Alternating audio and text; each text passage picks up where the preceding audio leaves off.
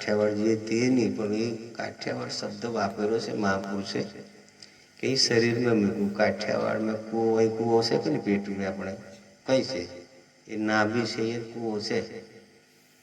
અને અહીંયાથી બધું જે છે એ બધું બહાર પડે. નાભીએથી જ બધું પાવર જાય ને. પહેલું સીધું મોઢામાં પાણી રેડો એટલે સીધું નાભીએ જતું રહે. ને નાભીએથી જેમ શ્વાસ મહી ગયો અને પછી 72,000 નાડીનું પોષણ કોણ કરે? શ્વાસા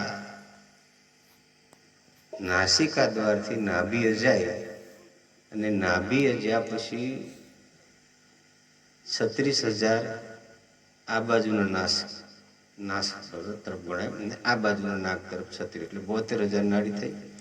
આ 72,000નું નાડીનું પોષણ કરીને ફરી પાછું એ લેવા આવે ઉપર. ત્યાં એ સોહંગને મળે, સોહંગ આલે અને પેલો બધાને વેચે. આ બે કામ એમનું છે એ કરવાનું. તો કે ઉહંગ આવે, સોહંગ જાવે, ઉનકા બિચારા લાવે, દોનો રે મિલકર કરે નહીં વેડા તો હોય આ ભય પદ પાવે. આ ભય વગરનું પદ છે ખરું, પણ આ બે જણા સીધા પડે ત્યારે આપણે બીજે મત છે. આ બે જણા પણ વિચાર કર્યો કોઈ દાડે? એને કીધું કે સોહમ સદગુરુ દેવ દેવાદી દેવ દયાલમ. આપણે જેને અખૂટ ભંડારો ગુરુદેવ મૂક્યો છે, પણ તે સોહમ સદગુરુની વાત છે, કોઈ ઘાટવાળા ગુરુની વાત નથી. સોહમ સદગુરુ એ બધાના આખા જગતનો ગુરુ છે. એમાં કોઈ પણ ધર્મ એમ ના કહી શકે કે આ મારો ગુરુ નથી. સોહમ આપણને જીવન હાલે, બીજો કોઈ હાલવા આવે? કોઈ ધર્મવાળો કે આપણો કોઈ નહીં આવતો. તમારો જે શ્વાસ ચાલે છે એ શ્વાસના દાતા કોણ છે? ત્યાં કે સોહમ છે. પણ સોહમને પાછું કોક તો હાલતું હોય ને પાછું. ત્યાં એ કે છે આપણે પેલું નહીં, ગાડાનું દ્રષ્ટાંત ઘણી વખત આપણે કહીએ કે ભાઈ હાર્યા વગર સીધું પડતું નહીં, એટલે હાર્યો તે ચેતન છે.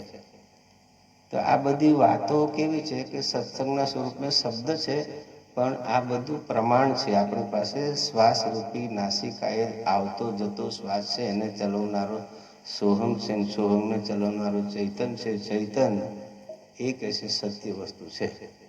જ્યાં સુધી ચૈતન છે ત્યાં સુધી શરીર ચાલે છે. ચૈતન છૂટી જાય પછી શરીરની કોઈ ગતિ ચાલતી નથી કે ગમન કરતું નથી. તો બાપજી કહે છે કે વિપરીત વસ શબ્દ ગયો. જે ભાઈરા તે બધા જીવ ઉઠ્યા તે જેને લી માંડ્યા, પણ એવું ના વિચાર્યું કે સમરણ વસ્તુ સાચું છે ને બાકીનું બધું નકામું છે. એવું ના વિચાર કર્યું. બધું નકામું તે હું અને સમરણ તે બધું ભેગું જ કરી દીધું. આંગળ ખાવાનું બોલે આ વ્યાજબી ભાવની દુકાનવાળા હે એને તો હું કે જે માલા આવે બધાને વેચી દેવાનું કાર્ડ પ્રમાણે.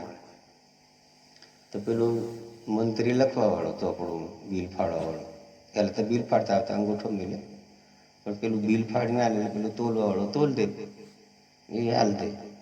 પેલું થોડું તો તોલતા આખો દાડો નખાય કે નહીં નખાય થોડું. એટલે ઘઉંનું નખાયેલું હોય, દાળનું નખાયેલું હોય, ચોખાનું નખાયેલું હોય, કોઈ દાળ હોય, આ તે બધું જે કે બધું નખાયેલું હોય તે પેલો શું કરે, હાથ પછી 6 વાગે દુકાન બંધ કરે ને એટલે હાવણીને બધું વાળીને બધું ભેગું કે 2 જણા વેચે. પેલું મંત્રી આવ્યો તોલા, પછી ઘેર લઈ જઈને પછી આવ્યા શું કરે તા કે રાંધી ખાવાનું.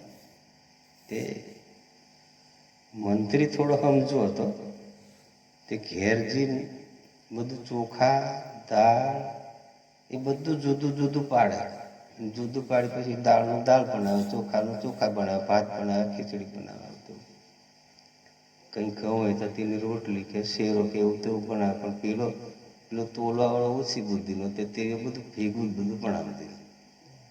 પેલો એક દાડે કોઈ થોડોક સારી વિચારધારાવાળો આવ્યું જોયું આ શું બનાવી રહ્યો હતો કે ખાવાનું બીજું ના. પણ આ તને પેલો મંત્રી ઠગે કે ના હોય કે દાળ ભાત શાક રોટલી એવું બધું બનાવી ખાય, તું આ બધું આંગળું ખાય એ તું એમ કા ધંધો કરે? એ તો નાલાયક માણસ છે કે એ પેલાને ચડાવ્યો એટલે પેલો સીધો મંત્રીને ફર્યો કે મને તું આવું કામ કરાવે કે તું બધું સારું સારું ખાઈને મને આવું ખાવાનું આંગળું કે એવું નહીં, તારી કિંમત ફેરશે. આપણે 2 જણા વેચીએ બરોબર, તું ક્યાં લીધે શું કરે તા કે મેં કઈ નહીં, આ થોડુંક ચોખાડે રાંધવાનું. હેરાન દેરા અમે ખાઈએ બાકી એની મેં ઘેર જઈને થોડીક મહેનત કરું, બધું જુદું પાડી કરું, તાર પેલાને ખબર પડે કે વાત સાચી છે. એટલે આપણે શું છે કે આ સંસાર સાગરમાં એવા ફસાયા છે કે સાચી વસ્તુ શું છે, ખોટી વસ્તુ શું છે, સાચાને ગ્રહણ કરવાનું, છોટુંને છોડવાનું, ખોટુંને છોડવાનું, એવી બધી વસ્તુને આપણે વિચાર નહીં કરતા. બસ આપણે જે આવ્યું તે રીતે બધું જીવન ચલાવે છે. પણ દયાળુ કહે છે કે ના, તમે પાછા વળો, જે સત્ય વસ્તુ છે એનો જ સંગ કરો. સત્સંગમાં એ જ વસ્તુ પહેલી આવે છે કે સત અને સંગ બે વસ્તુ છૂટું પાડીએ આપણે તો સત અને સત્સંગ. તો કે સતનો સંગ કરે એનું નામ સત્સંગ છે. તો શરીરમાં આ 21,600 અજંપા જે મૂકવામાં